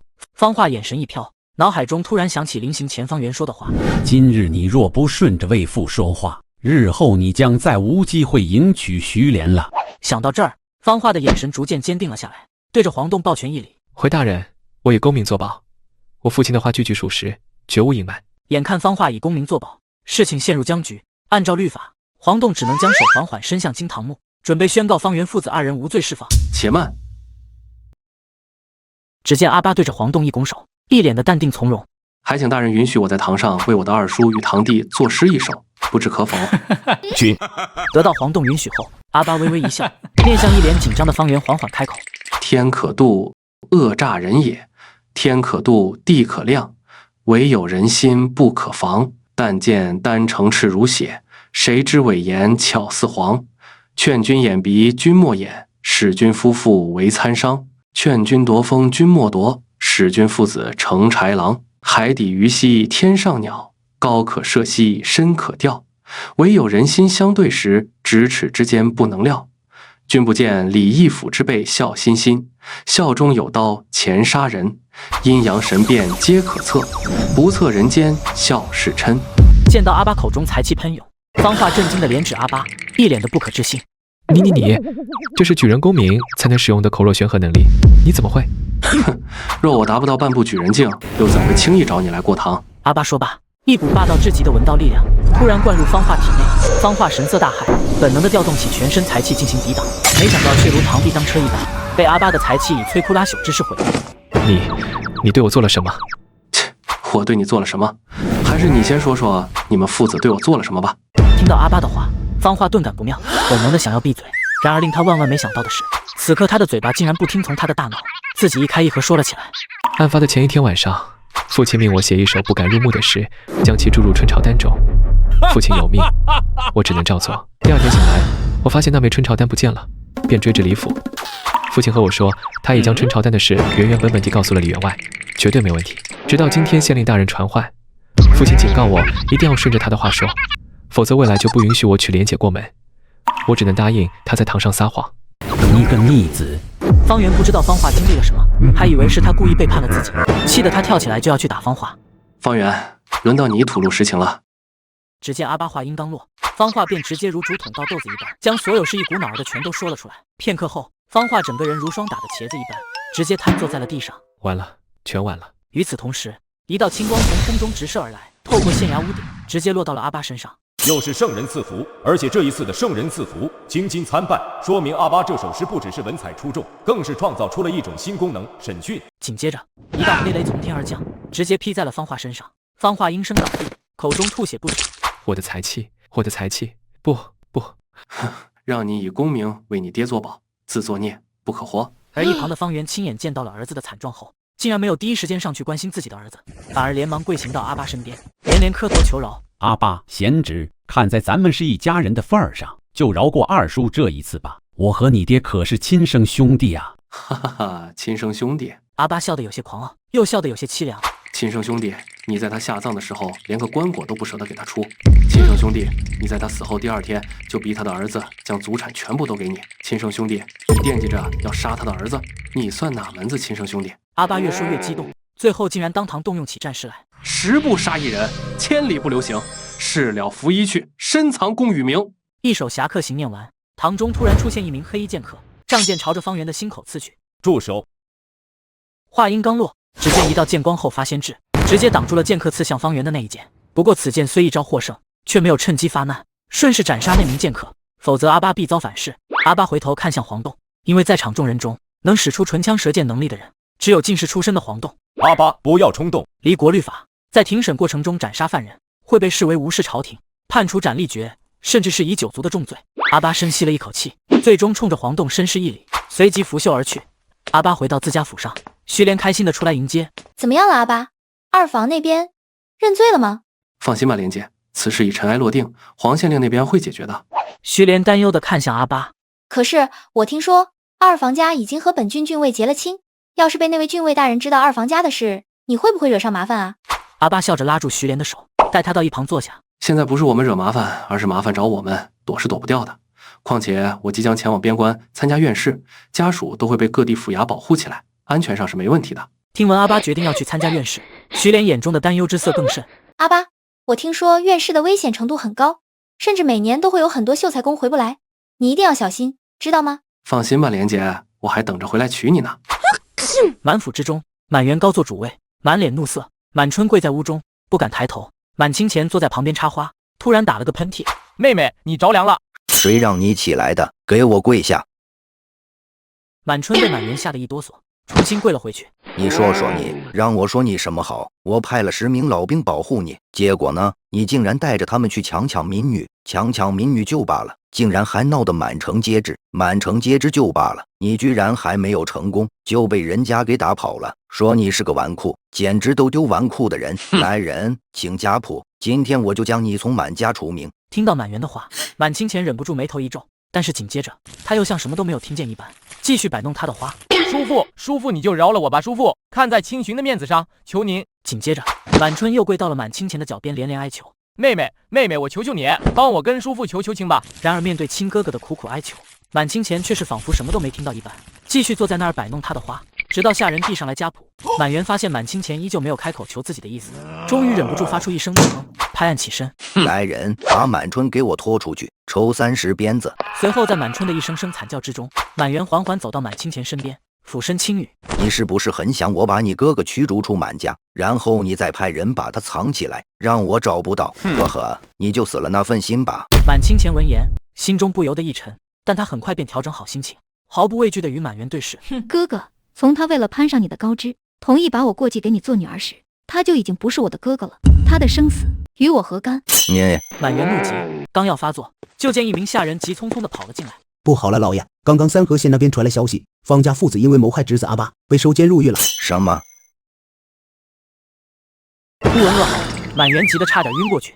话说这位满园也是个狠人，虽然没有功名在身，但是在边关驻守多年，武艺不俗，战功卓绝，这才得以受封郡守一职。然而满园清楚地知道，在这个儒道世界，凭借他一介武夫所能达到的地位，已经达到了尽头。要想更进一步，就只能等着家族之中出现一位举人老爷，扶持他一步步超越自己。然而可惜的是，满家人才凋敝，并不能满足他的这个愿望。就在满园绝望之际，他遇到了芳华，一个文采出众、潜力无限又性格软弱、极好掌控的年轻人。他无法想象，如果此次失去了芳华，他还需要多久才能物色到下一个这么合适的人选？不对，快告诉我，他们父子究竟因何入狱？芳华具体犯了什么罪？快说！满园突然想起了什么，一脸惊喜之色。方圆为了争夺家族祖宅，设计谋害其侄子阿巴的性命，按律当斩。方华虽参与了案件，但并不知晓其父的险恶用心，所以被判流放3千里。满园一听，瞬间兴奋起来。太好了，如此一来，方圆必死无疑。方华没了父亲，一定会更加听从我这位岳丈大人的话，这是好事，好事啊！听着满园的狂笑，满清前的心情一步步跌入谷底。完了，原本还想借着那位阿巴的才能，与其假成亲挡住婚约，现在看来来不及了。不成啊，老爷，方华公子在大唐之上以功名为方圆作保，已经被圣罚废去功名，沦为普通人了。什么？惊闻噩耗，满园直接一仰头，晕了过去。许久之后，满园在床上悠悠醒来。老爷，您醒了，那方华公子那边……话音未落，只见满园不耐烦地摆了摆手：“一个废人而已，管他干什么？他被流放，也省得我去退婚约了。”紧接着，满园突然又想起了什么，看了一眼身旁的满清前，随即露出了一个耐人寻味的微笑。你们出去吧，把满春给我叫进来。满春哆哆嗦嗦地走进屋中，刚一见到满园，就扑通一下跪在了地上。叔父，您找我。行了，起来吧。看着面对自己连头都不敢抬的侄儿，满园心中冷笑不已。就这点胆量，还想过继到我的膝下，成为我的继承者，真是做梦。然而话到嘴边，满园却是换上了一副笑容，显得亲切而慈祥。春儿，你也知道，叔父我没有后人，而你就是我最看重的家族后辈。只是你，听到满园有心过继自己为子，满春瞬间激动起来，进入了乱认爹的状态。叔父，哦不，爹，我知道以前都是我不好，让您失望了。您放心，再有任务交给我，我一定会做到让您满意的。好。满园等的就是满春这句话。只见他突然起身，招手示意满春上前，对着他附耳说话。那个害死方化父子的阿爸，就是上次害你在三河县丢人的家伙吧？明知道你是我的侄子，还对你痛下狠手，明显是没把我这个郡尉放在眼里啊！满春闻言，顿时喜上眉梢，连忙接着满园的话茬往下顺。就是啊，爹，你都不知道那个阿巴有多嚣张，竟然敢在大庭广众之下打我的脸，那不就是打您的屁股吗？听到这个恶心的比喻，满园恨不得一巴掌把他抽飞，但是一想到自己的大事，满园还是强忍心中不适，强挤出一抹笑容。我听说下个月院士阿巴也会去边关历练，军队那边我已命人打通关系，会给他安排一些特殊任务，到时候你多带些人去，做得干净些。满春闻言，双眸一亮，孩儿明白。目送满春离去，满府管家走入房中。老爷，刺杀院士学子这么重要的事，您交给满春少爷去做，恐怕很难完成吧？满园冷声一笑，我就是要让他完不成。管家一脸懵逼地看着满园，不解其意。一个能搞死方化的天才，难道不比方化更值得拉拢吗？管家听完之后，不由得更加懵逼了。老爷既然想招阿巴为婿，那为何还要多此一举，让满春少爷刺杀他呢？满清寻那丫头始终不服从我的摆布，若是强行让她与阿巴成亲，未来说不定会与我反目成仇，成为我的心腹大患。既然如此，我就让满春去暗杀他那位未来的夫君。这样一来，不管是亲哥谋杀亲夫的把柄，还是满春刺杀院士学子的把柄，都足够我继续掌控这个乖女儿了。老爷英明。三河县城门内，阿巴正与徐莲依依惜别。阿巴，路上一定要注意安全，知道了吗？放心吧，莲姐，以我的本事，肯定能给你拿个院案手回来。阿巴这句话还真不是吹牛。在解决调方圆父子后，阿巴的实力已经达到了举人功名的中后期水平，而院士的任务难度只考到秀才级别，还真难不倒他。我不要什么院案手，我只要你平安回来，知道吗？放心吧，莲姐。不远处的黄洞看到二人依依惜别的样子，不由得走了过来。阿巴办事，前段时间按照律法，我已将方圆父子的房产和田地交还给方氏分配，而方家的那几位族老一致决定将这些东西重新交还给你。对于这些见风使舵的老家伙，阿巴是真懒得搭理。不过为了分散自己不在时徐莲对自己的思念之情，阿巴还是接过了黄洞递来的地契田产，并将嘴巴悄悄凑到徐莲的耳边，为他布置了一个任务。莲姐，我走之后记得照顾好祖宅后院那口清泉。徐莲接过阿巴递来的地契，重重点了点头。就在此时，一阵急促的马蹄声打断了众秀才与家人们的依依惜别。众人抬头看去，发现原来是一队骑兵呼啸而来。晴山校尉林子阳奉命护送院士学子前往镇北关，请三河县的秀才公们速速上马，准备启程。有劳林校尉了。离开三河县后，林子阳率领着骑兵队伍一路北上。与此同时，三河县剩下2个参与本次院试的秀才也策马来到阿巴身边，不断与他套着近乎。阿巴办事，我叫严书桓，三河县严家地人，出来时家里人有交代，让我一定要跟紧您。嘿嘿，拜师大人，我叫刘宇峰，家里距离您家就差2条街，还请您多照顾1、2。换作以往，像这样凑过来的人，阿巴根本懒得搭理。然而此次众人出发前，黄洞曾对他有过请求，希望他能尽可能帮扶一下三河县的这2个同乡。黄洞对他不错，于是阿巴也就答应了下来。放心吧，这一路上你们跟紧我，不会有事的。听到阿巴的话，周围一些不认识阿巴的秀才忍不住哈哈大笑起来。小子面生啊，应该是刚考取的秀才功名吧？才气不过1尺，也敢大言不惭地说要保护别人。就是自身实力不足也就罢了，看你这穷酸样，估计连一件像样的宝物也没有吧？看看我，下品兔毫笔，下品黄落纸，施展起笔落生花时威力至少能加1成。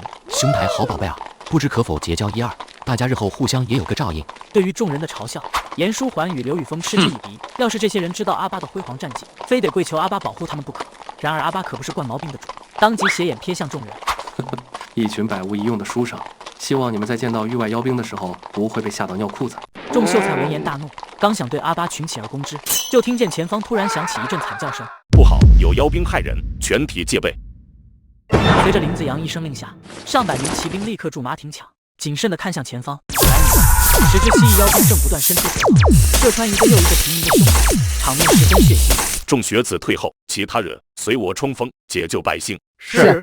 紧接着，就在林子阳带头发起冲突之时，口中也念念有词起来。契约无一，与子同袍，王于兴师，修我戈矛。随着林子阳动用口若悬河的能力，催动《诗经》中那赫赫有名的无一篇，阿巴等人瞬间感觉到身体仿佛被一股无形的力量保护了起来，就连力气都变大了不少。这就是增益类战士的威力吗？好强！那当然，要是没有战士出现，以人类的羸弱之躯，又如何对抗这些动辄体型2-3米的妖兵？话音刚落，众人就见林子阳身先士卒跃入战场，一剑刺入了一名妖兵的胸口，溅起一大片青绿色的血液。好，痛快，太痛快了，看得我热血沸腾，恨不得亲自上阵。严书桓话音未落，众秀才就看见一名骑兵不敌妖兵之力，被其一巴掌拍断了脊柱。虽有增益战师相助，可是要弥补人类与妖兵之间力量上的鸿沟，仍旧不是一件容易的事。秦山军固然是支强军，训练有素，可要是想击杀这10名妖兵，至少也要牺牲20人才有可能做到。大家也别闲着，赶紧动用笔落生花的能力，帮助我们的将士。对，看我写的这首夜影刺客，一定会大杀四方。敌军这么多，你只召唤出一个刺客有什么用？还是看我的塞下去立功吧。众秀才动起手来各种气，一时间声势惊人。然而这群人的才气量实在不够看，召唤出的东西根本不是妖兵们的一合之敌。相比之下，倒是严书恒召唤出的那一队骑兵有些用处，靠数量优势转服妖兵，给了阵中骑兵一个击杀对方的机会。咦，这首名叫塞下曲的战士居然这么好用，可我怎么从未听说过？严兄，求教啊！我拿2张下品黄络纸和你换。就在众人吵闹之际，刘宇峰突然好奇地看向一旁皱着眉头的阿巴。阿巴办事，您刚刚怎么不出手呢？然而阿巴不仅没有回答刘宇峰的疑惑，反而反问了他一个问题：你不觉得奇怪吗？咱们所处的地方，距离行军图标石的最近的一处妖穴，也足足相差50里地。此地哪来的妖兵？然而听到阿巴的话，一旁的严书桓等人还没有意识到事情的严重性。应该是小股妖兵流窜至此吧。这种事虽不常见，但也不是没发生过。我看啊，他就是被吓破了胆子，所以才在这儿杞人忧天的。就是几个妖兵有什么难对付？有本公子在，来一个我杀一个，来2个我杀一双。他的话音刚落，众人就见战团侧方30米处有30名蜥蜴妖兵突然从地面杀出，直奔林子阳等人的侧方杀去。林子阳见此情形，顿时大惊失色。完了，中埋伏了！要是被这只蜥蜴妖兵冲垮阵型，今日非得全军覆没不可。然而林子阳虽然深知这个道理，无奈己方骑兵早已因为之前的10个妖兵乱了阵型。就在这关键时刻，阿巴终于动了。月黑雁飞高，单于夜遁逃。欲将轻骑逐，大雪满弓刀。只见阿巴虽没动用口若悬河的能力，但他运笔如飞，很快便用手中中品完好笔写完了这首塞下去。下一秒，一支强大的骑兵军队突然出现在30名妖兵与林子阳等人中间，并对着妖兵发起了冲锋。只是一个照面，阿巴召唤出的骑兵队伍就斩杀了4名妖兵。好机会！林子阳并没有辜负阿巴辛苦为他创造出的机会，直接下令全军越过妖兵，在30米外重新组织起阵型。不够。听到阿巴的呢喃声，一旁震惊到嘴巴都合不上的严书桓终于回过神来。阿巴办事，什么不够？阿巴看了一眼战场中不足90人的骑兵，以及汇合到一处将近30名妖兵，忍不住摇了摇头。好在一旁的刘宇峰沉声为严书桓做出了解答。之前我们与妖兵的人数比是10比1，都要付出2比1的伤害比才能剿灭他们。现在双方的人数比是3比1，林校尉他们不仅很难赢，而且很可能要战败了。什么？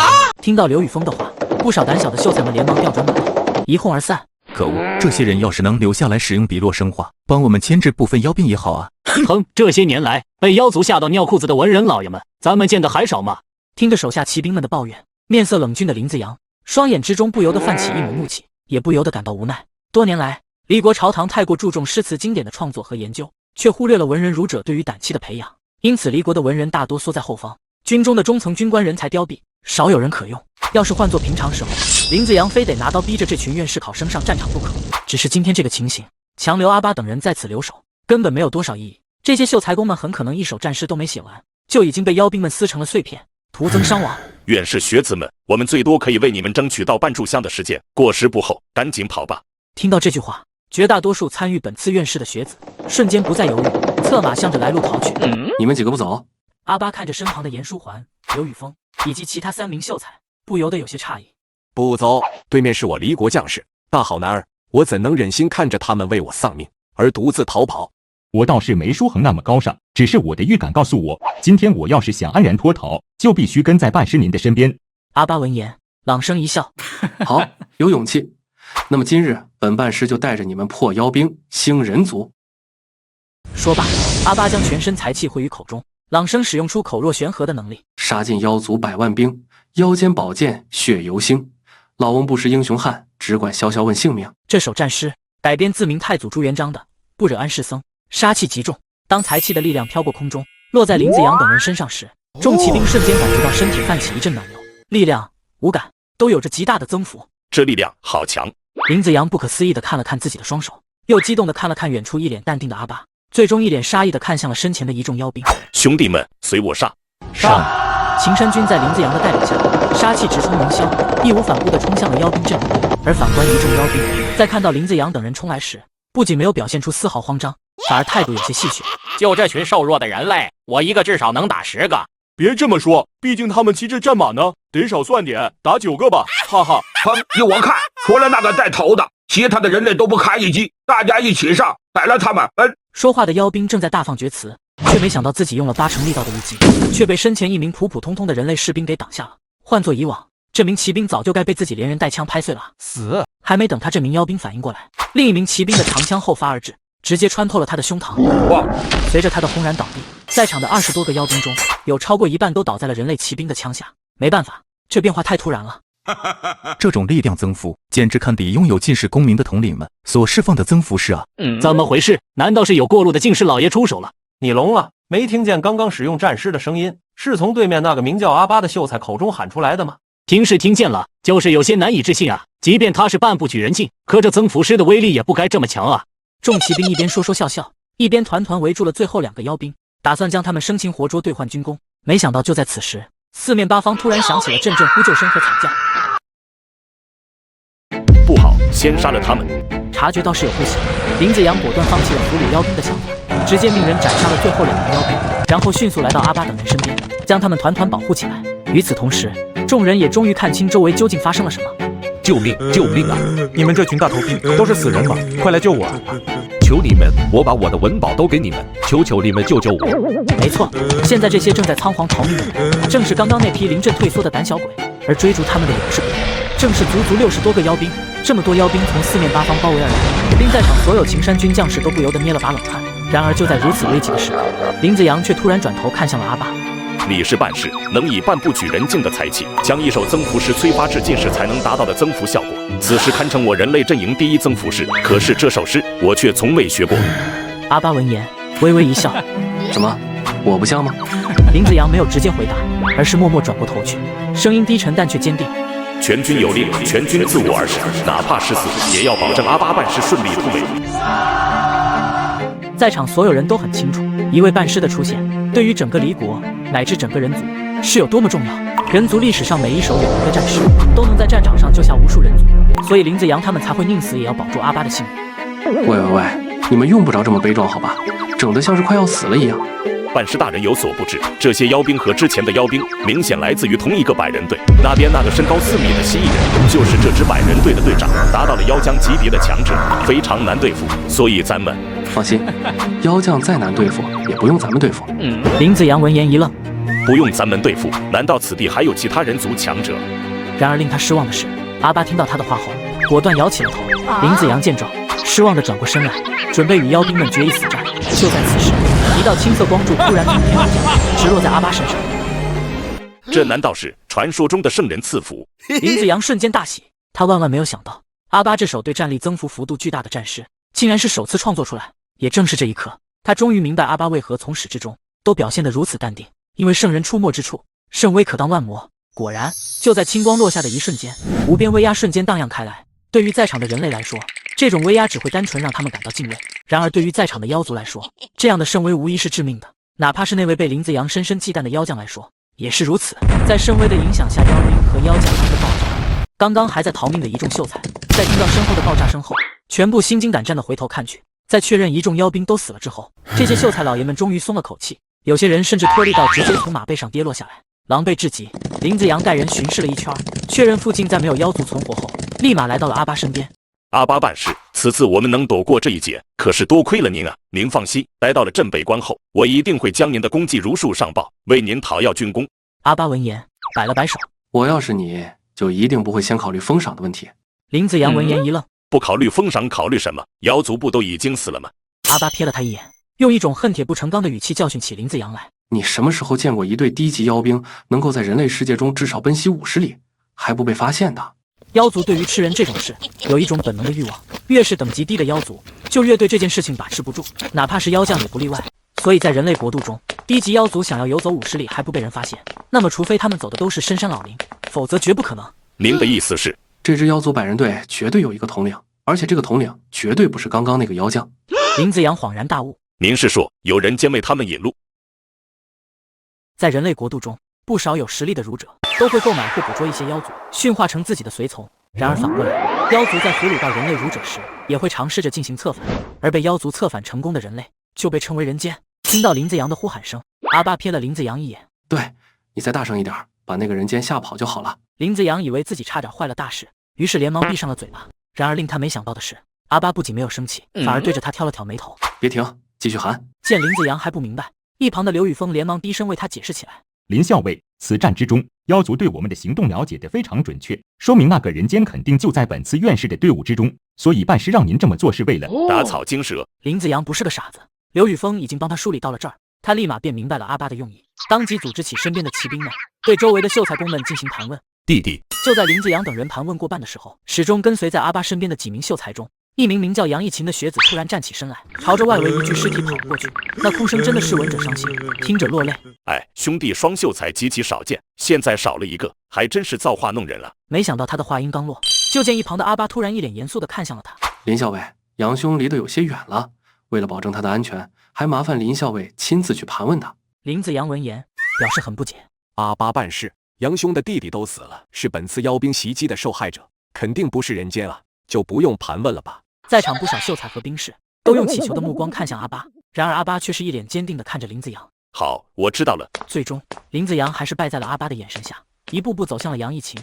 为什么你不喊住他们，要让他们四散逃跑？就在林子阳即将来到杨逸勤身边时，杨逸勤突然发狂一般，冲着远处的阿巴一阵狂吼：如果你阻拦他们，他们就不会死了。杨逸勤的话无疑将阿巴推到了风口浪尖上，在场很多人都忍不住顺着他的话开始想象，好像阿巴如果真能按照杨逸勤所说的那样，去竭力制止那些一开始便四散逃跑的，现在就不用死那么多人一样。哈哈哈哈！阿巴从一开始的低声轻笑，逐渐变为肆意狂笑，这笑声中的讥讽意味令在场所有人无不色变。办事，您没事吧？办事这种宵小之人说的话，您千万别放在心上。可是杨逸勤说的似乎也有道理啊！如果阿巴他刚刚真能挽留大家一次，很多同窗也许就不会死了。估计阿巴现在也是非常自责了，大家还是不要说。正当所有人都以为阿巴无言以辩，被杨逸勤刺激到精神失常时，阿巴突然快速念出侠客行，召唤出那名黑衣剑客。此人就是人间肃杀。这突如其来的一幕令在场众人瞬间一愣。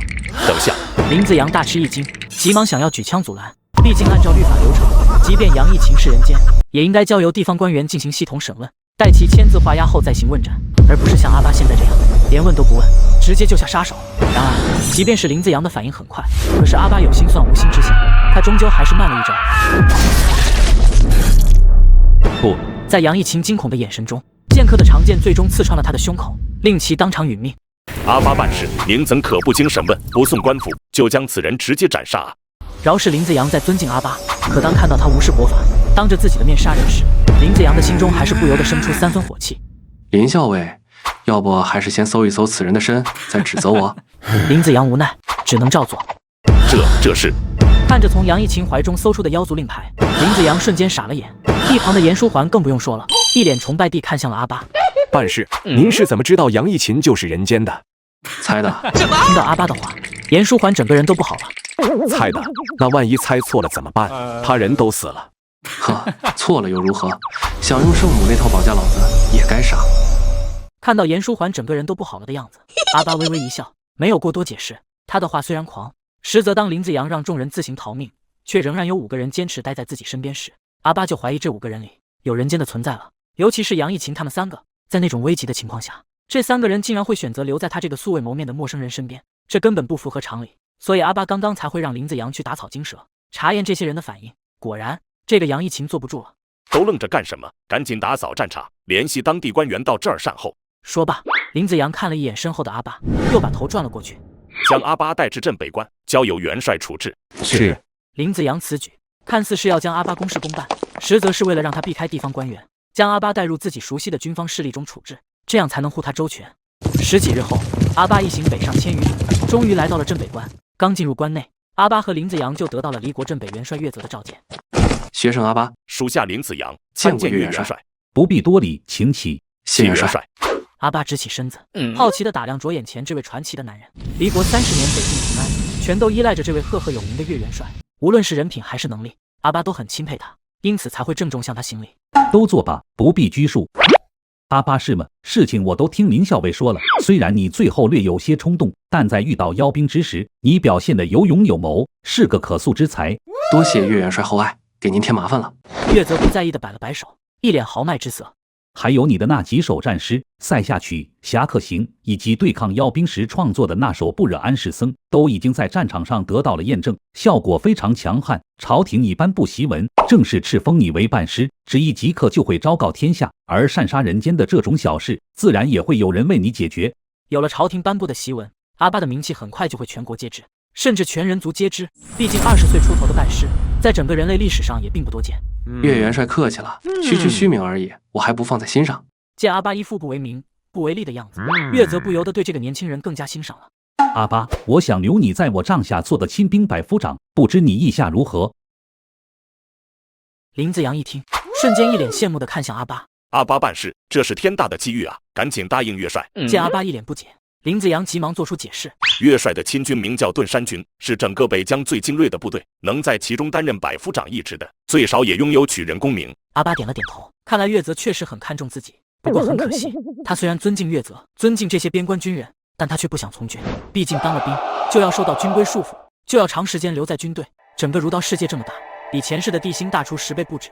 他还想以后带着徐连游历四方呢。多谢岳将军赏识，只是在下平日里散漫惯了，受不得束缚，恐怕不方便留在军中，追随在元帅左右。阿巴说罢，看着双鬓斑白、一脸失望之色的岳泽，心中突然又极为不忍。这样吧，岳帅，其实在下崇拜岳帅已久，今日得见岳帅虎威，实在是心潮澎湃，久久无法平静。若岳帅不嫌弃，在下愿为岳帅赋诗一首，不知可否？岳泽身为儒道世界的大元帅，自身当然也是饱读诗书的当世大儒。听到阿巴这位办事大人要给自己写诗，当即也是来了兴趣。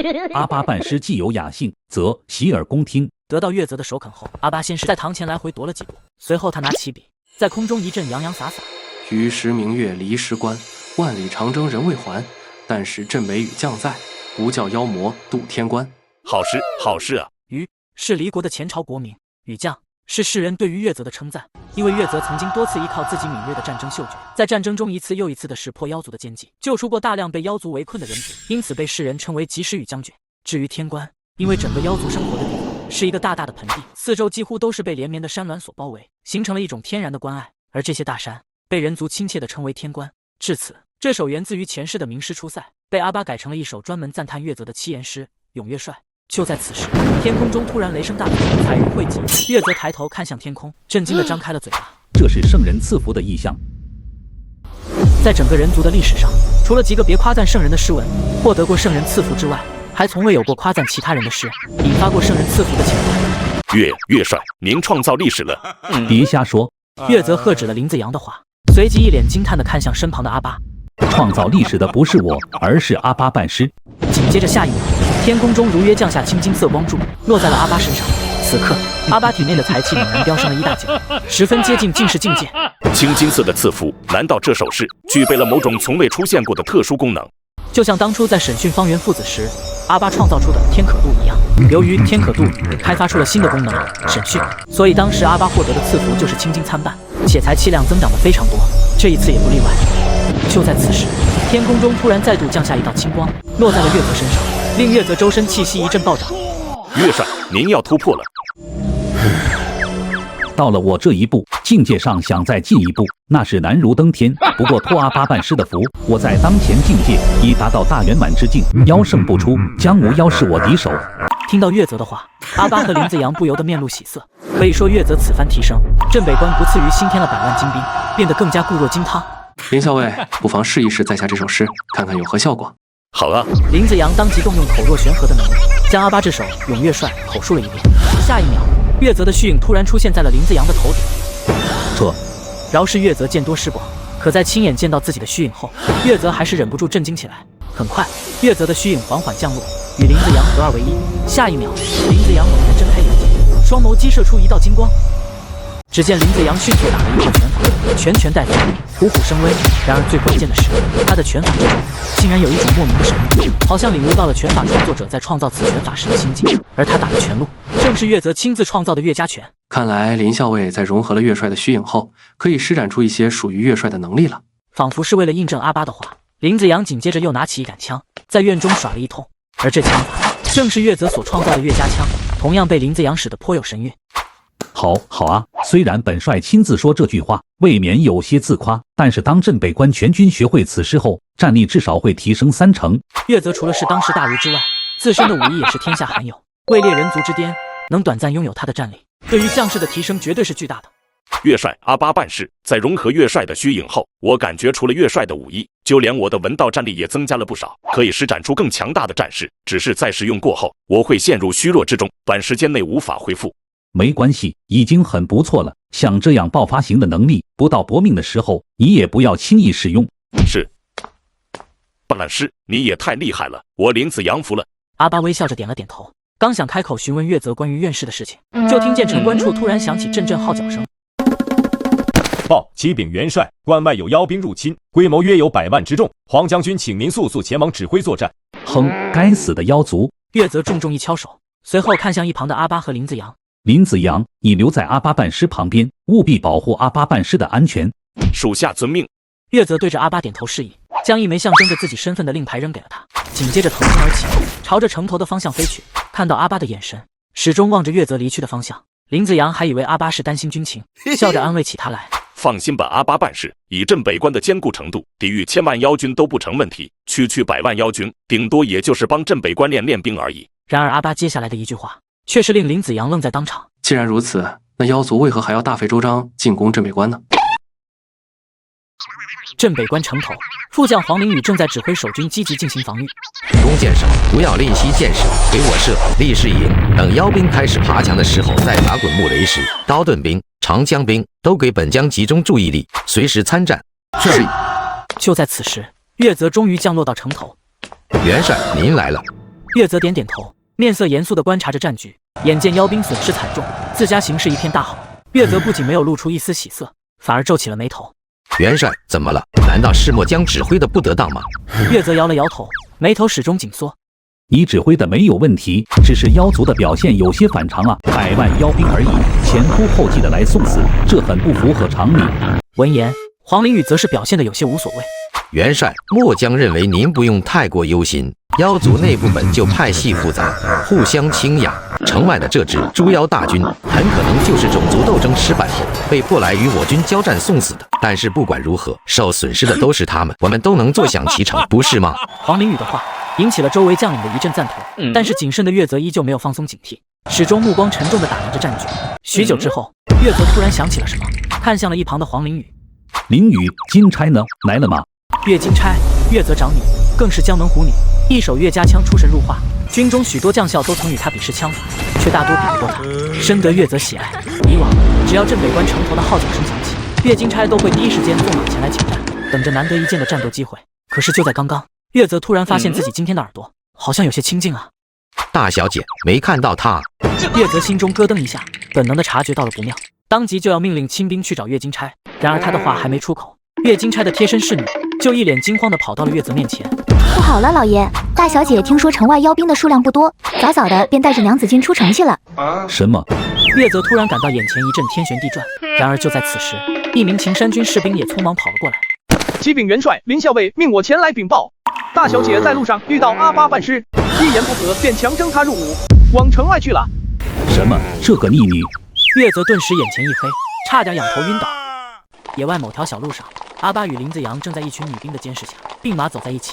办事，您确定此次妖族行动的目标就是为了小姐？怎么，你不相信我的判断？信，我能不信您们？自从上次阿巴准确揪出人间以后，无论是才气还是智谋，都令林子阳佩服得五体投地。可是您也说了，妖族此次是特意算计的小姐，一定会安排非常强大的力量，就凭咱们2个，恐怕不够看的。阿巴闻言，有些嫌弃地看了林子阳一眼，这家伙聪明是聪明，可遇事往往不先动脑子，所以总显得慢半拍。你真当岳帅是摆设？当他知道这里发生的事情后，你觉得他不会有所动作？林子阳点了点头，但紧接着又疑惑起来。可是要是这样的话，我们为什么不从一开始就把大小姐他们留在城里？这样不是什么隐患都没了吗？蠢啊你！舍不得孩子套不着狼，岳大小姐被哄骗出城，你觉得真的只是因为她性格冲动，没有有心之人在背后推波助澜？林子阳瞬间恍然大悟，办事的意思是大小姐身边很可能有人间做卧底，故意引导了这一切。你小子以后做事能不能先动动脑子，别像你们大小姐一样？你让他别像谁？听到身后强忍怒气的声音，阿巴回头瞥了一眼，正对上岳金钗那几欲杀人的眼神。我让他别像你一样没脑子，听见了没？你听到阿巴竟敢当着自己的面羞辱自己没脑子，岳金钗当即大怒，手中马鞭狠狠朝着阿巴背后甩去。臭小子，看本将军不好好教训教训你！听到身后的破风声，阿巴连头都懒得回，他知道这一鞭子不会落在他的身上。鞭子落下之时，一杆枪伸了过来，将鞭子打掉。大小姐不可！你林子阳，你敢对我出手？末将不敢，可是阿巴办事的安全是岳帅亲自交付给末将的，末将不敢不护他周全。听到阿巴是自己父亲钦点要保护的人，岳金钗冷哼了一声，却也不再敢放肆。就在此时，岳金钗身后出现了一名帅气青年。大小姐，您没事吧？何人如此大胆，竟敢对您动手？要知道，就算是岳帅都没动过您一根手指啊！阿巴闻言，瞬间眉头微蹙，这个说话的男人好查。哼，是我父亲麾下新提拔起来的小将，要不是看他们两个身上有功名，能为我的娘子军加持战师，我是真不想带上这两个胆小鬼。大小姐，我听到自己被叫胆小鬼，林子阳立马上前想要解释些什么，却被阿巴一把拉住。一个狂妄自大的大小姐，一个只会拍马溜须的小白脸，和他们有什么可说的？说罢，阿巴就要骑马跟上部队，然而被阿巴一而再再而三羞辱的岳金钗却是恼了。停，都给本将军停下来！随着岳金钗的命令，这支娘子军终于在距离天关3里外停了下来。呆，你小子一而再再而三的羞辱本将军，是瞧不起本将军？来，你用什么兵器？有本事咱们较量300回合！阿巴不屑一笑，大军即将作战，主将居然因为一时之气停止行军，并且还要与自家人单挑，简直是极其不理智的行为。不过一想到岳金钗还不到20岁，武艺高强不说，身边还有黄灵飞这样的阿谀小人，岳金钗会变成这样也就不奇怪了。好啊，那我就和你较量较量。说罢，阿巴冲着林子阳一伸手，林校尉，借枪一用。林子阳闻言，犹犹豫豫地将手中枪递给了阿巴。阿巴办事，大小姐的枪法极其犀利，您放心吧。阿巴接过林子阳的枪，对着他微微一笑，我不会伤了他的。你伤我？听到阿巴的话，岳金钗差点被他给气笑了。哦，就让你领教一下姑奶奶的枪法，到时候你可别吓到尿裤子。